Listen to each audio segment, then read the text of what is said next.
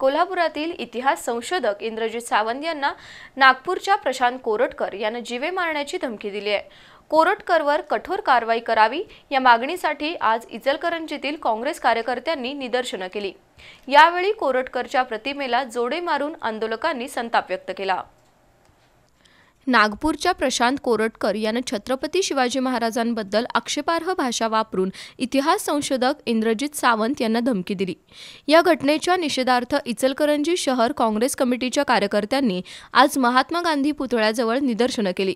काँग्रेस कार्यकर्त्यांनी कोरटकरच्या प्रतिमेला जोडे मारून संताप व्यक्त केला।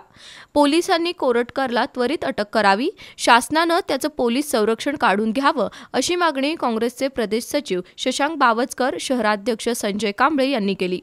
या आंदोलनात बाबासो कोतवाल, शशिकांत देसाई, युवराज शिंगाडे, रमजान शिकलगार, अजित मिणेकर, अरविंद धरणगुट्टीकर, राजू किणेकर, प्रवीण फगरे, वेदिका कळंत्रे, विद्या भोपळे, सावित्री हजारे यांच्यासह कार्यकर्ते सहभागी झाले होते।